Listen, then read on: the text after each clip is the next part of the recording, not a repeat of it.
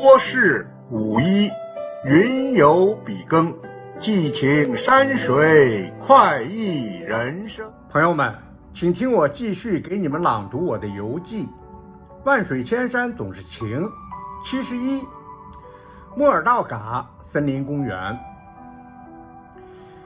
事实上，要说森林公园，大兴安岭就是中国最大的森林公园呀。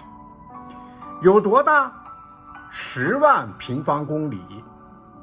可我们在这里71公里路边看到这样一块路牌：中国最大森林公园莫尔道嘎。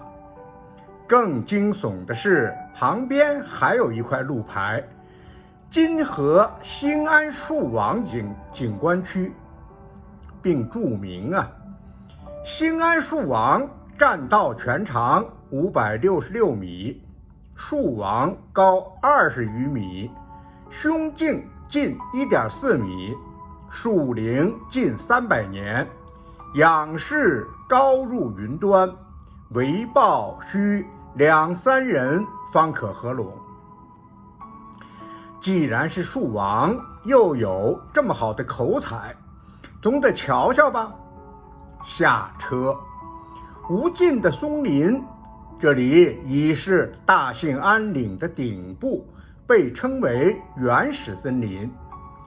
向山上瞧，遍地腐木蓬科，树密林高最不可思议，在这密林深处，为了一棵老树，竟然修了一条人工栈道，在林间隐约盘旋。什么样的松树值得人们如此崇敬？我肃然起敬，怀着尊崇的心情，我沿栈道上行10分钟。一块人工平台合围着一棵松树，树上有标牌兴安树王。细看也确实皮糙干裂，很老道，也许有20米高。树干上有人捆上去的祈福的布条，要说粗实在谈不上2个人就能合抱真是闻名不似见面，见面更让人失望。说实话如果不是人工栈道引导，像这样的松树很难引人注意。想想大兴安岭林区总得有上千万年的发育，怎么一棵不到300年20多米的松树就成了树王？再向四周仔细瞧，虽然林深，但大多都是碗口粗的白桦新松，憋着劲儿的向上窜并没有大树。明白了吧？大兴安岭的老林已经砍尽伐绝，这棵树王只是个漏网之鱼，周边的林木都是近10几年封山育林的结果。否则何以一棵20米高的松树就有树王的封号？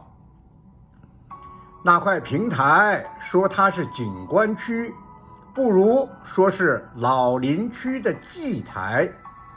我在这里看到的是无理性的长官意志和乱砍滥伐，后人将因此蒙羞更可笑的，树王旁边有一块为林场前任韩姓书记立的标牌，记述了姓韩的书记2000年主政金河林场，变砍伐经济为植树经济，广揽人才，引进技术，发展了林场，盖了第一批现代楼房，后人记之云云很有些中国特色车继续穿行树海林涛。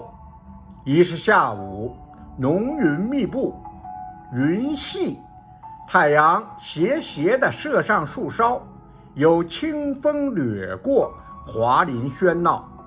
树下野百合、野黄花点染，林间光影轻移，时明时暗，曲折的林荫小道啊。5点，莫尔道卡镇到了。莫尔道嘎在我写这篇游记时已经有了名气，不是因为旅游，也不是因为森林公园，是因为电影。这是2020年拍摄的电影，就叫《莫尔道嘎》。百度上有介绍，我读给你。几十年的地毯式砍伐，繁茂的原始林，百年老树只剩几十棵。小工队奉命砍伐，盗伐者虎视眈眈。林子，一个达斡尔族林业工人决定豁出性命去保护。然而啊，命运没有给他成为英雄的机会。这部电影获得了第45届香港国际电影节大奖。这部电影也印证了我在8年前对兴安树王的思考啊。莫尔道嘎是个镇子，但并不小。一条宽阔的大街，两侧新潮的灯杆，街心飞马腾空的巨型雕塑。雕塑中侧一座簇新的广场，绿星文化广场。此刻雨过天晴，花岗岩的地面反射着光泽，有树根状的花坛，巨木的中华柱，不锈钢的北极之星，森林工人的劳动雕塑。中心有一座哥特式的尖顶楼房，有匾额额尔古纳国家级自然保护区。我感兴趣的不是林区小镇的新潮，而是音乐轰鸣中400-500人在这里舞蹈。询问正赶上摩尔道嘎森工公司第6届森林文化节。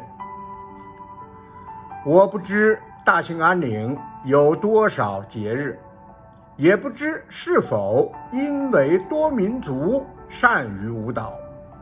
总之，走进大兴安岭林区，不管住宿在哪儿，都有文化广场，都有大型的群众性舞蹈，而且以老年人为主啊。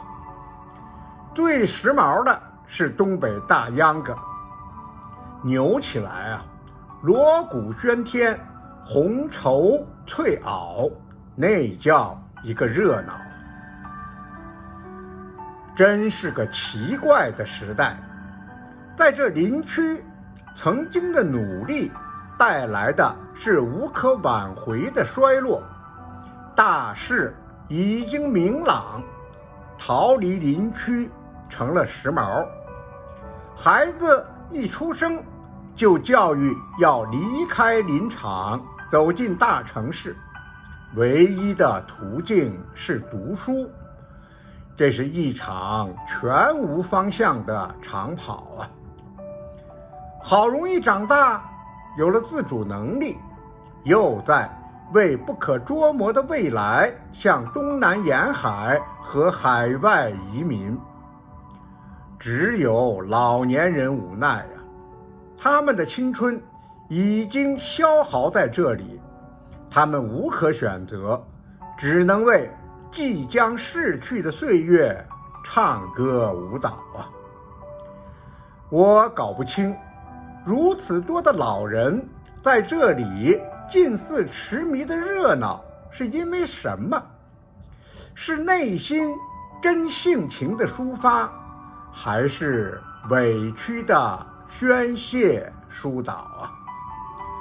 我不知该如何表述这种文化现象，更说不清这文化现象背后究竟是什么价值在主导。是面对曾经的艰难岁月及时行乐，还是前途堪忧的无奈喧嚣啊？舞蹈结束，广场放电影儿，雷锋的故事真是久违了。奇怪的是，这里的老人竟能拿着小板凳儿规规矩矩地看这部电影，我感觉像一群全无思想的木雕啊。雷锋叔叔来了又走了，人们像经历了一场宗教变革的喧闹，喜剧式的毫不利己，专门立人，让位于开放后悲剧式的利益争吵。人们还远没有摆脱古老的意识形态和世俗权力的压迫，他们拥有的只能是广场上的高歌和舞蹈。